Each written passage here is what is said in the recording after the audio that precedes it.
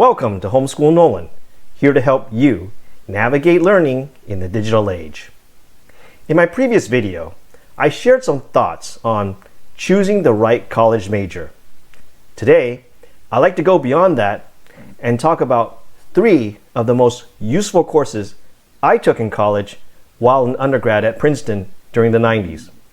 Now, I know everyone of course has their own unique goals and interests. But hopefully, by sharing my perspectives as an older person looking back, I can offer some perspective for younger students today, trying to choose courses that are not only interesting, but also potentially offer long-term positive impact as well. Now, I myself majored in mechanical engineering, and I'm not going to talk about courses I was required to take from my department. I will instead talk about the elective courses outside of my department that I chose to take. It's not always easy figuring out which courses you should take. Looking back, there was one course in particular I regret not taking while at Princeton, and that was a history of the Civil War class taught by a very famous Civil War historian, James McPherson, author of the Pulitzer Prize-winning book, Battle Cry of Freedom. I didn't know who Professor McPherson was at the time, and my interest in the Civil War only grew after I graduated. I certainly wish I had taken his class on the Civil War versus another class I took on Japanese politics. Now, nothing against Japan.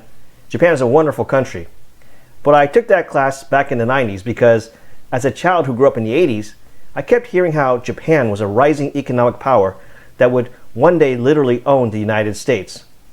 But then Japan's economy began to stagnate in the 90s, and talk of Japan possibly taking over the world faded away.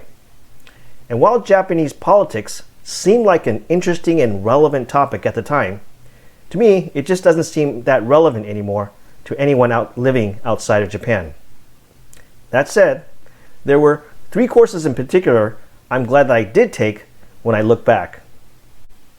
First, the most practically useful course I took at Princeton was Civ 201, Computer Methods for Problem Solving. Civ 201, even though it was listed under the Civil Engineering Department, was actually a course on computer programming with the C language. The focus of the course, as the name implied, was on solving problems through coding. And one of the books we used in this class was the computer science classic, The C Programming Language, by Carnegie and Ritchie, sometimes known as the White Bible. Now, as a non-computer science major, I was really glad I took this course because my first job out of college was as a C programmer, and having taken this class definitely helped me launch my career in tech. It was the most practically useful class I took at Princeton. Now, I know many schools today put more emphasis on learning higher level languages like Java or Python first. These higher level languages allow the programmer to focus more on solving a particular problem without worrying as much about computer science details like memory management. But I'm really glad I learned C first before learning Java or Python.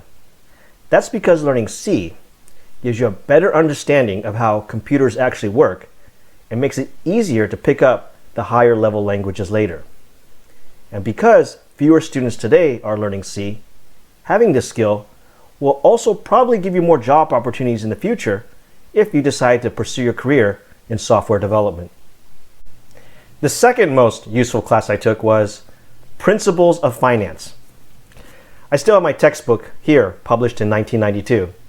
This course was taught by Richard Spies, who was also the vice president of finance at Princeton, and he was the guy who managed Princeton's huge multi-billion-dollar endowment.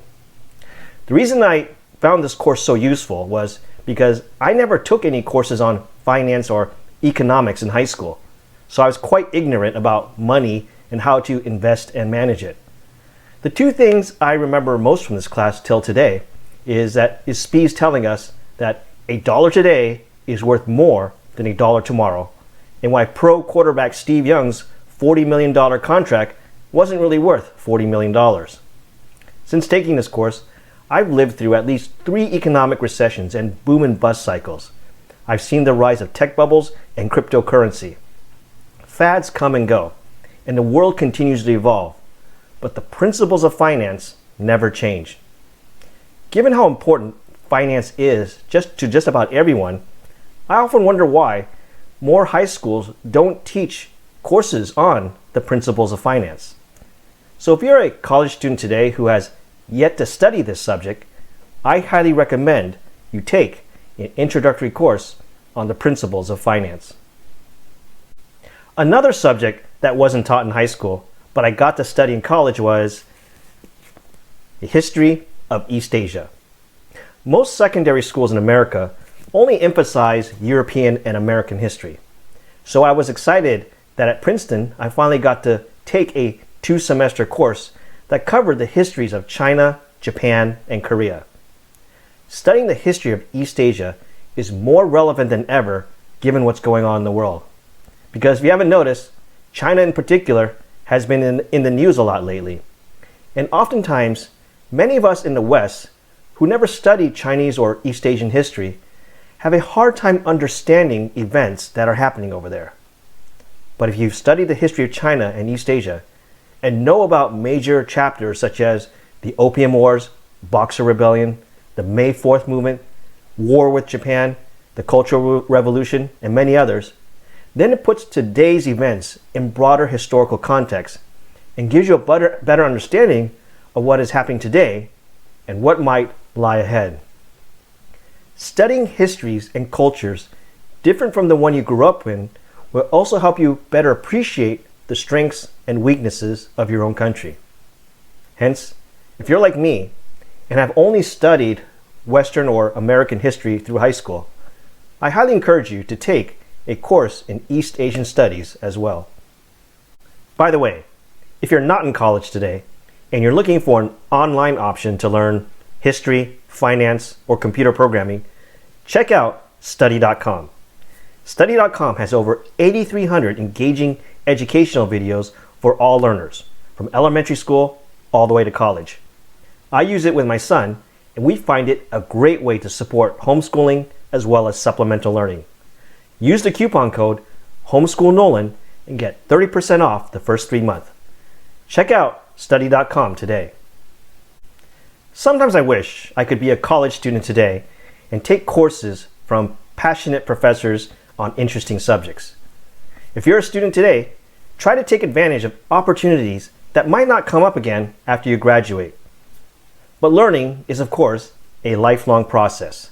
So even if you're not in college, whether you're a homeschooler or a college graduate, there's nothing to stop you from learning just about any subject today, thanks to the digital age. And I hope this video has been helpful as you navigate learning before, during, and after college. Let me know what you think in the comments below. And don't forget to click subscribe for more videos like this one. Thank you for watching. I'll see you next time.